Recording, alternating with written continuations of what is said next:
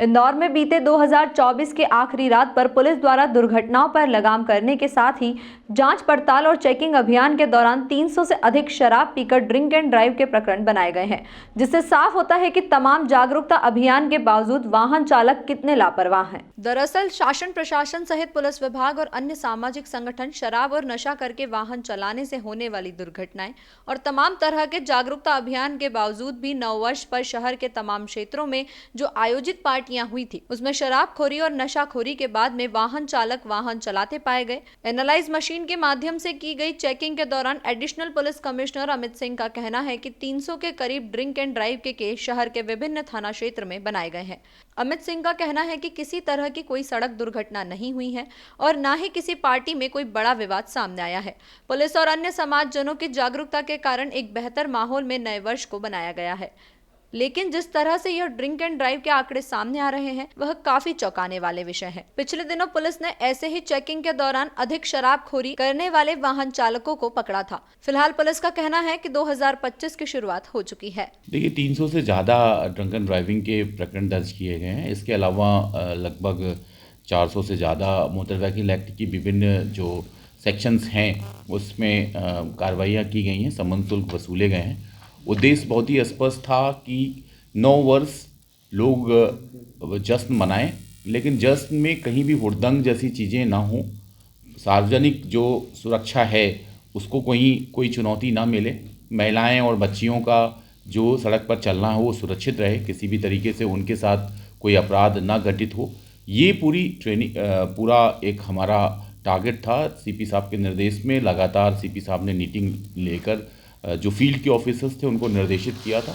लगातार हमने इस पर फोकस किया और कल किसी भी तरीके का कोई एक्सीडेंट नहीं हुआ। पिछले वर्षों में जिस तरीके के ड्रंकन ड्राइविंग करने के बाद रैश ड्राइविंग और ओवर स्पीडिंग के चलते रोड एक्सीडेंट्स हुए थे, इस बार इंदौर शहर में ऐसी कोई भी वारदात नहीं हुई। किसी भी तरीके की घटना महिला संबंधित नहीं घटित हुई, जो निश्चित तौर पे जो पुलिस का अमला कांस्टेबलरी से लेकर हमारे डीसीपी साहबान सड़क पर थे उनका योगदान है, मेहनत है, जिसके चलते एक अच्छा नववर्ष एक क्राइम के पॉइंट ऑफ व्यू से क्राइम लेस तरीके से इंदौर के लिए आया है। सर, जिस तरह से क्राइम लेस बल लगा था इसके अंदर लगभग 2 से 2,500 बल सीपी साहब के स्पष्ट निर्देश थे कि 70% बल जो थाने का है वो नाइट के समय जो चेकिंग न्यू ईयर्स के ईव पे हम कर रहे थे उसमें शामिल होगा और सभी अधिकांशतः हमारा जो फोर्स था वो सड़क पर था।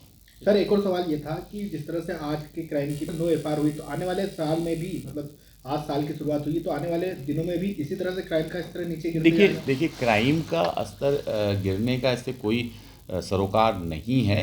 नेचुरली पुलिस की विजिबिलिटी थी, पुलिस का सड़क पर उतरना अपने आप में एक अच्छा मैसेज होता है। और जो क्राइम रोड रेज वाले हैं, जो छेड़खानी वाले हैं या शराब पी के गाड़ी तोड़ने वाले हैं, जो स्टोन बेल्टिंग है, वो उन सब पे नियंत्रण रहा।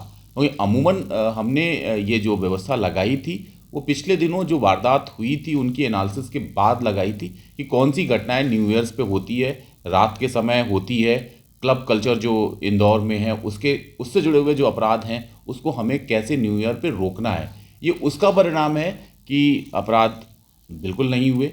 और मैं इसको एक अचीवमेंट मानता हूँ कि जो हमारा लक्ष्य था कि सड़कें सुरक्षित रहें, रोड सेफ्टी के पॉइंट ऑफ व्यू से, महिला सुरक्षा के दृष्टिकोण से, सार्वजनिक सुरक्षा के दृष्टिकोण से जो हमारी प्लानिंग सीपी साहब के नेतृत्व में हम लोगों ने की थी उसको हमने फलीभूत किया।